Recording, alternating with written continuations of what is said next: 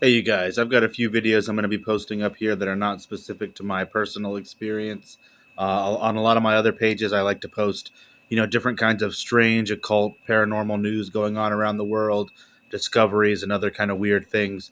So I'm going to go ahead and post a collection of them here. I'll probably do 3 posts because I've got several, but I hope you guys enjoy. So go ahead and check them out. Here you go. 2,000-year-old human skulls, oil lamps, and bronze daggers reveal possible necromancer's portal to the underworld in Jerusalem.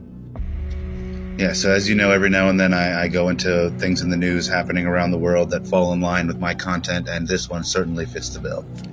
The headline really speaks for itself, but I'm going to go ahead and show you the highlights. It says, Israeli researchers discovered possible evidence of ritual magic in a deep cave in the Judean hills. Human skulls were arranged in patterns near oil lamps, with daggers and axe heads nearby.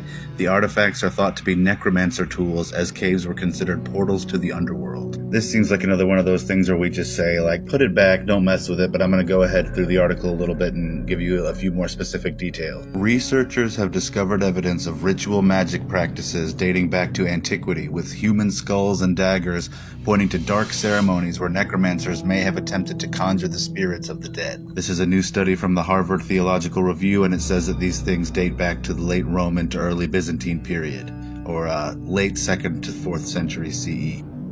Along with all these artifacts, it says they found a library of ancient papyrus scrolls from the era, which detailed spells and customs.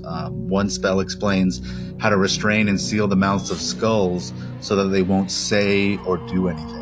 Another protection spell, it says, for assistance and protection was written on the skull of Typhon. This is probably a donkey, and the spell was written in the blood of a black dog.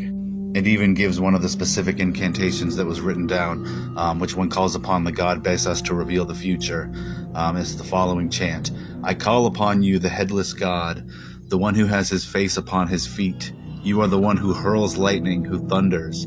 You are the one whose mouth continually pours on himself. The cave was apparently considered a portal to the underworld, an oracle, a physical representation of a chthonic deity, they say. Now, even then, this kind of stuff, they were sneaking around. It says, necromancy was outlawed by the Emperor Constantius II, who, due to his fear of sorcery being used against him, prohibited all forms of divination, communication with demons, disturbances of the spirits of the dead, and nocturnal sacrifices. That was in 357 CE. So yeah, I thought the people who followed my page would find this interesting. Definitely seems like the kind of thing my ancestors would be interested in. And something that hopefully they just leave alone, which I know they won't, but they always like to F around and find out. Hopefully we all don't have to find out. 3,000-year-old tomb of shaman who may have mediated between spiritual and earthly worlds found in Peru. Yeah, so here we have another current news story going on that relates to the kind of stuff I talk about and makes me just want to say, put it back, leave it alone, walk away. But you know how the world is, we like to F around and find out. The team called the individual a priest in the statement, but this person may have been more of a shaman-like figure who manipulated the powers of jaguars, snakes, and birds of prey like a shaman. Seki said. Seki was one of the archaeologists. People may have turned to the shaman for answers or for help healing, and the shaman may have used his believed connection to the spiritual world to assist them. In other words, he must have had the ability to mediate between the spiritual and earthly worlds, Seki said. The stamps found in his tomb may have been symbols of authority, he added. I find this particularly interesting because it's not the only story of a supposedly kind of magical person involved with the underworld that's come up recently. If you've been following me, this came right around the same time as this. 2,000-year-old human skulls, oil lamps, and bronze daggers reveal possible necromancer's portal to the underworld in Jerusalem. I haven't really talked that much about dark sorcerers or occultists, you could say, other than Dmitry Vedeska, but maybe that's something I'll make another video about soon. It does, strangely enough, seem to be kind of a current event, so I'll keep the lookout for more stories like this. Anything paranormal, supernatural going on in the world that's a little bit of cut above, just like a haunted house or something like that. So I'll try to keep you guys updated, and as always, check out my videos and my stuff. We've got another one, guys. 4,000-year-old Canaanite arch in Israel may have been used by cult. So I've been sharing all this new stuff that's been coming out about all these ancient occult kind of things that are being found, and we've got another one here. Says archaeologists discovered the mysterious arch at the end of a narrow underground passageway that was sealed with sediment shortly after it was built in the Middle Bronze Age. So I'm going to give you more detail, but the basic gist is that this structure was built for cultic rituals of some kind, And after like just a couple of generations, they decided to completely bury it under like mud and stuff. So obviously something was going on. Not long after the corridor and stairway were built, only about 1 or 2 generations, ancient workers backfilled both with sediment. However, it's unclear why these structures were sealed off, and it deepens the mystery as to why the Canaanites erected it in the first place. Why the passage went out of use so soon is a matter of speculation. Fact is that it was done with full intent, and not because there was some imminent danger of collapse, Martin said. For us archaeologists, the quick backfill is the most lucky piece of the whole story, since it is the only reason this feature is so incredibly well preserved almost 4,000 years later. The newly excavated building, which sits within the ancient acropolis of Tel Shimron in the fertile Jezreel Valley, may have served a cultic function, archaeologists told the Israeli newspaper Haaretz. Inside the passageway and before a sharp left turn that leads to the monumental arch, they discovered a 7-cupped pottery artifact known as a Nahayari bowl. I'm sure I'm saying that wrong. Nahariya, which was used for ritual offerings in the Middle Bronze Age. Other clues hint at cultic traditions within Tel Shimron, which sprawled across the top of a hill and was surrounded by massive ramparts during its heyday.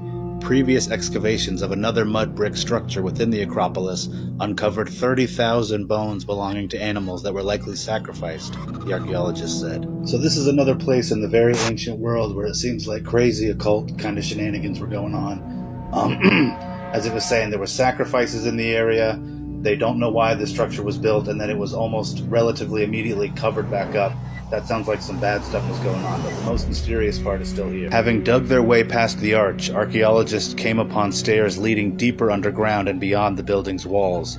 The stairway could take years to excavate, they said, because it likely extends beneath other fragile Bronze Age ruins that might collapse if they remove the soil. I've already got a couple other stories like this in the news that I'm going to be covering over the next couple days, so go ahead and stay tuned. A lot of weird stuff is being uncovered out there. People are comparing Odd Discovery in the Woods to the Blair Witch Project. Alright, so you guys know I've got a lot on my plate right now, but I do like to keep you updated on the different esoteric, occult, weird stuff happening in the world, and this one jumped right out at me, so let's go ahead and get into it. This right here is what the guy saw. Not too incredible, but it is pretty creepy, and it does remind me of some of the kind of stuff I've dealt with. Now, we know today that the Blair Witch Project is 100% fictional, but I mean, if you remember being around at the time, if you were, we all thought that was real. It was pretty crazy. And here it says, while the events of the movie may be fictional, the fact is that paganism is alive and well in the USA today. A recent research study found over 35,000 U.S. adults of all creeds. As many as 0.4% of Americans identify as pagan, Wiccan, or New Age. It was apparently taken in Thornton and Bradford, UK. The guy said, I was just walking through this patch of forest near a path I normally walk when I found it sticking out of the ground. So I went up to it, took some pictures, then left. I then posted it on Reddit for any answer. One of the creepier answers said, exposing myself, but it looks like an offering type of ritual, they wrote. You make a sigil, an inscribed or painted symbol considered to have magical power, out of organic material, hang it in a tree with organic material, and let it naturally decompose. When it falls to the ground, it's supposed to be complete or something like that. And this is something I talk a lot about when we're talking about this kind of stuff. 99% of people doing rituals are neo-pagans, witches, who are peaceful beings. Even if you believe that stuff is real, anyone doing dark BS is just getting themselves whacked, essentially. That's what a lot of my followers say too, Doing anything like this that's dark or harmful to others just comes back to bite you in the ass. So there you have it. Nothing huge, but more weird stuff going on out in the world. Kind of nice to know it's not just happening under this roof.